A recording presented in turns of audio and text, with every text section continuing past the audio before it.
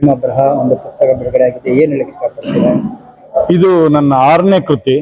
ನಾನು ಉಳಿದ 5 ಕೃತಿಗಳನ್ನು ಕೂಡ ಅಧ್ಯಾತ್ಮ ದೈವಿಕ ವಿಷಯಗಳಿಗೆ ಮೀಸಲಿಟ್ಟಿದ್ದೆ.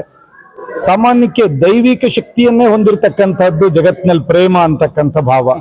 ಹಾಗಾಗಿ ಸ್ನೇಹಿತರು ನೀವ್ಯಾಕಿನ್ನ ಪ್ರೇಮದ ಬಗ್ಗೆ ಬರ್ದಿಲ್ಲ ಅಂದ್ರು, ನಾನು ಪ್ರೇಮದ ಬಗ್ಗೆ ಬರ್ದೆ. ಹಾಗಾಗಿ ಪ್ರೇಮ ಬರಹ ಮೂಡು ಬಂತು. ಆಮೇಲೆ ಇವತ್ತು ನಮ್ಮ ಗುರುಗಳದ್ದು ಹುಟ್ಟಹಬ್ಬನೂ ಇತ್ತು, ಅವ್ರದ್ದು ಒಂದು ಹುಟ್ಟಹಬ್ಬನ ಆಚರಣೆ ತರ ಮಾಡಿದ್ದೀರಾ? SL ಭೈರಪ್ಪ ಗುರುದತ್ ಇಬ್ರು ಕೂಡ ಸಾಹಿತ್ಯಕ್ಕೆ 2 ಕಣ್ಣುಗಳಿದ್ದಂಗೆ ದಿಗ್ಗಜರವರು. ಮೈಸೂರಿನಲ್ಲಿ ಅವರನ್ನು ರಾಮಲಕ್ಷ್ಮಣರು ಅಂತಾನು ಕರೀತಾರೆ. ಇಬ್ಬರ ಪ್ರೀತಿ ವಿಶ್ವಾಸ ಸಿಕ್ಕಿದ್ದು ನನ್ನ ಪುಣ್ಯ. ನನ್ನ ಭಾವಯಾನ ಕೃತಿನ SL ಭೈರಪ್ಪನವ್ರು ಬಿಡುಗಡೆ ಮಾಡಿದ್ರು. ಯೋಗ ಪಥವನ್ನ ಚಂದ್ರಶೇಖರ್ ಕಂಬಾರರು ಬಿಡುಗಡೆ ಮಾಡಿದ್ರು. ಗುರುದತ್ ಅವರು ಎಲ್ಲ ಕಾರ್ಯಕ್ರಮಗಳಲ್ಲೂ ಇರ್ತಾರೆ. ಯಾಕೆ ಅಂದ್ರೆ ನನಗಿಲ್ಲದ ತಂದೆಯನ್ನು ಅವರಲ್ಲಿ ಕಂಡುಕೊಂಡಿದ್ದೀನಿ, ಅವರ ತಾಯಿಯನ್ನ ಅವ್ರ ಹೆಂಡತಿಯಲ್ಲಿ ಕಂಡುಕೊಂಡಿದ್ದೀನಿ. ಹಾಗಾಗಿ ಅವ್ರ ಹುಟ್ಟುಹಬ್ಬದ ದಿವಸನೇ ನನ್ನ ಪುಸ್ತಕ ಬಿಡುಗಡೆ ಆಗ್ತಾ ಇರೋದು ಸಾರ್ಥಕ ಅನ್ಸುತ್ತೆ. ಅಭಿಮಾನಿಗಳು ಅಂತ ಕರೆಸ್ಕೊಂತಕ್ಕಂಥ ದೊಡ್ಡ ವ್ಯಕ್ತಿ ನಾನಲ್ಲ, ಆದ್ರೆ ಇಷ್ಟೊಂದು ಜನ ಸೇರಿದ್ದಾರೆ, ನನ್ನ ಪುಸ್ತಕಗಳನ್ನು ಓದ್ತಾರೆ, ಅವರ ಜೀವನದಲ್ಲೂ ಕೆಲವು ಬದಲಾವಣೆಗಳಾಗಿದೆ ಅಂತ ಹೇಳಿ ಮಾಹಿತಿ ತಂದು ಕೊಡ್ತಾರೆ. ಇದನ್ನೆಲ್ಲ ಗಮನಿಸಿದಾಗ ರಾಜ್ಕುಮಾರ್ ಹೇಳ್ತಾ ಇದ್ರು ಅಭಿಮಾನಿಗಳೇ ದೇವರು ಅಂತ. ಮೊನ್ನೆ ಸಿದ್ದರಾಮಯ್ಯನವ್ರು ಹೇಳಿದಾಗ ಮತದಾರರೇ ದೇವರು ಅಂತ. ನಾನು ಹೇಳ್ತೀನಿ ನನ್ನ ಓದುಗರೇ ನನ್ನ ದೇವರು ಅಂತ. ಆಕ್ಚುಲಿ ಪ್ರೇಮ ಬರಹ ಇವತ್ತಿನ ಕಾರ್ಯಕ್ರಮದಲ್ಲೇ ಅವರು ಹೇಳಿದ್ದಾರೆ, ನಾನೇನ್ ಎಕ್ಸ್ಟ್ರಾ ಹೇಳ್ಬೇಕಂತ ಇಲ್ಲ. ಸೊ ಎಲ್ ಪ್ರೀತಿ ಇರುತ್ತೋ ಪೊಸೆಸಿವ್ನೆಸ್ ಇತ್ತು ಅಂದ್ರೆ ಅದು ಪ್ರೀತಿ ಅಂತ ಆಗಲ್ಲ. ಸೊ ಅದ್ರ ಬಗ್ಗೆ ಒಂದಷ್ಟು ಇದ್ ಮಾಡಿದ್ರೆ, ಸೊ ಪ್ರೇಮ ಬರಹ ಅಂತ ಒಂದು ಪುಸ್ತಕ ಸಹ ಬಿಡುಗಡೆ ಆಗಿದೆ ಇವತ್ತು. So BS Manjunath sir release ಮಾಡಿರೋದು. ಸೊ ಆ ಪುಸ್ತಕವನ್ನು ಓದಿ, ಸೊ ಈ ಕಾರ್ಯಕ್ರಮಕ್ಕೆ ನಾನು ಬಂದು ತುಂಬಾ ಖುಷಿ ಆಯ್ತು. ಅಂಡ್ ಸನ್ಮಾನ ಎಲ್ಲ ಆಯ್ತು.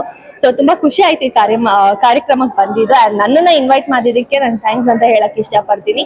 ಅಂಡ್ ಇನ್ನೂ ಒಂದು ವಿಚಾರ ಅಂದ್ರೆ, ನನ್ನ ಸಿನಿಮಾ ಕಾಲಘಟ್ಟ ಈ ತಿಂಗಳು ಜೂನ್ 19ನೇ ತಾರೀಕು ರಿಲೀಸ್ ಆಗ್ತಿದೆ. ಸೊ ದಯವಿಟ್ಟು ಎಲ್ರು ಚಿತ್ರಮಂದಿರಕ್ಕೆ ಬಂದು ಸಿನಿಮಾನ ನೋಡಿ ನಮ್ಮಂತ ಕಲಾವಿದರನ್ನ ಪ್ರೋತ್ಸಾಹಿಸಿ ಅಂತ ಕೇಳ್ತೀನಿ. Thank you. ಬಹಳ ಒಂದು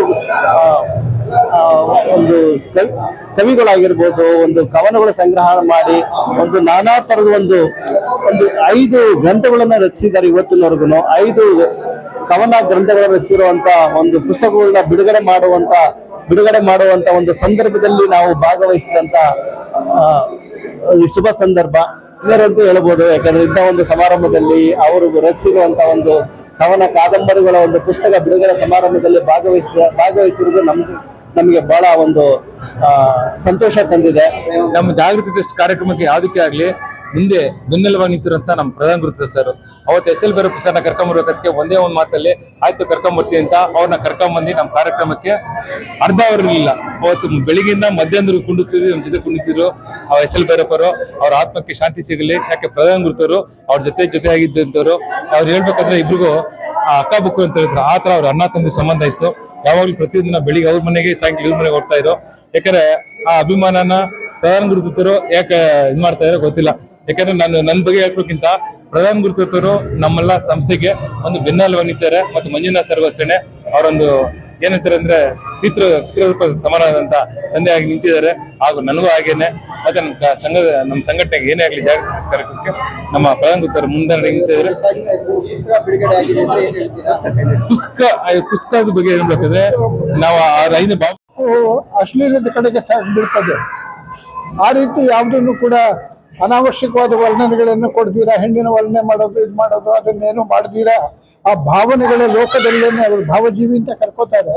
ಆ ಭಾವನೆಗಳ ಲೋಕದಲ್ಲೇ ವಿವರಿಸಿಬಿಟ್ಟು ಸಮಾಗಮ ಹೇಗಿರುತ್ತೆ, ವಿರಹ ಹೇಗಿರುತ್ತೆ ಅಂತಕ್ಕಂಥದ್ದನ್ನೆಲ್ಲ ಇದು ಮಾಡಿದ್ದಾರೆ.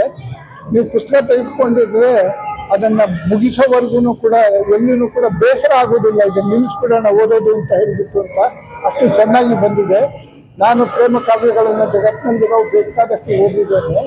ಆದರೆ ಈ ರೀತಿಯಲ್ಲಿ ಮನಸ್ಸನ್ನು ಸೆರೆ ಹಿಡಿತಕ್ಕಂಥದ್ದು ಬಹಳ ಕಡಿಮೆ. ಅದರಲ್ಲಿ ಸಂಗೀತ ಇರಬಹುದು, ಸಾಹಿತ್ಯ ಇರಬಹುದು, ಶ್ರೇಷ್ಠತೆ ಇರಬಹುದು. ಆದರೆ ಈ ರೀತಿಯಲ್ಲಿ ಮಾನವೀಯ ಭಾವನೆಗಳಿಗೆ ಒತ್ತು ಕೊಟ್ಟು ಇದು ಮಾಡಿರ್ತಕ್ಕಂಥದ್ದು ಬಹಳ ಅಪರೂಪ. ಅಂತ ಅಪರೂಪದ ಅಧಿಕಾರಿ, ಅವರ ಚಿಂತನೆ ಅಪರೂಪವಾಗಿರ್ತಕ್ಕಂಥದ್ದು, ವಿದ್ವತ್ತು ತುಂಬಾ ಆಳವಾಗಿರ್ತಕ್ಕಂಥದ್ದು. ಅವರ ಹಾಗೆ ಭಾರತೀಯ ಸಾಹಿತ್ಯದಲ್ಲಿ ಸಂಸ್ಕೃತದಲ್ಲಿ ವಿದ್ವತ್ತನ್ನು ಪಡೆದಂಥವರು ಬಹಳ ಕಡಿಮೆ. BS ಮಂಜುನಾಥ್ ಅವರು ಸರ್ಕಾರದ ಅತ್ಯುನ್ನತ ಹುದ್ದೆಯಲ್ಲಿರ್ತಕ್ಕಂತಹ ಒಬ್ಬ ದಕ್ಷ ಅಧಿಕಾರಿ. ಸಾರ್ವಜನಿಕ ಸೇವೆ ಅಥವಾ ಸರ್ಕಾರಿ ಕೆಲಸ ಅವರ ವೃತ್ತಿ. ಸಾಹಿತ್ಯದಲ್ಲಿ ತೊಡಗಿಸ್ಕೊಂಡು ಬೆಳೀತಾ ಇರ್ತಕ್ಕಂಥದ್ದು ಅವರ ಪ್ರವೃತ್ತಿ. ಆ ಪ್ರವೃತ್ತಿಯಲ್ಲಿ ಇದುವರೆಗೆ 6 ಕೃತಿಗಳೇನು ಬಂದಿದ್ದಾವೆ 6ಅನ್ನೂ ನಾನು ಓದಿದ್ದೇನೆ. ಒಂದೊಂದರಲ್ಲೂ ಒಂದು ಸಂದೇಶವಿದೆ, ಒಂದೊಂದು ಮೌಲ್ಯವಿದೆ, ಒಂದೊಂದು ನೀತಿ ರೀತಿ ಇದೆ. ಅದನ್ನ ಎಲ್ಲ ಸಹೃದಯಿಗಳು ಓದಿ ಅಳವಡಿಸ್ಕೊಳ್ಳಿ, ಸಂತೋಷವನ್ನು ಅನುಭವಿಸಿ, ಸಹೃದಯತೆಯಿಂದ ಅವ್ರಿಗೆ ಹಾರೈಸಿ ಅಂತ ಹೇಳಿ ಕೇಳ್ಕೊಳ್ತೀನಿ. ನನ್ನ ಹೆಸರು ಅಂಬಿಕಾ ಅಂತ. ಸೊ ನಾನು ಏನು ಇವತ್ತು ಪುಸ್ತಕ ಬಿಡುಗಡೆ ಆಗಿದೆಯಲ್ಲ, ಡಾಕ್ಟರ್ BS ಮಂಜುನಾಥ್ ಅವರ ಪಟ್ಟ ಶಿಷ್ಯ ಅಂತ ಹೇಳ್ಕೊಳಕ್ಕೆ ತುಂಬ ಹೆಮ್ಮೆ ಆಗುತ್ತೆ. ಅದೇ ರೀತಿ ಅವರು 6 ಕೃತಿಗಳು ಸಹ ತುಂಬ ದೊಡ್ಡ ಮಟ್ಟದಲ್ಲಿ ಎಲ್ಲ ತುಂಬ ಪ್ರಖ್ಯಾತ ಕವಿಗಳು, ಸಾಹಿತಿಗಳು ಬಂದು ಬಿಡುಗಡೆನ ಮಾಡಿದೆ. ಆ ಬಿಡುಗಡೆನ ನಮ್ಮ ಜಾಗೃತಿ ಟ್ರಸ್ಟ್ ನಿರ್ದೇಶಕಿಯಾಗಿ ನಾನು ಅವರ ಪಟ್ಟ ಶಿಷ್ಯೆಯಾಗಿ ತುಂಬ ಖುಷಿಯಾಗಿ ಹೇಳ್ಕೊಳಕ್ಕೆ ಏನು ಇಷ್ಟಪಡ್ತೀನಿ ಅಂದರೆ, ಅವರು ಒಂದೊಂದು ಬುಕ್ಕಲ್ಲೂ ಸಹ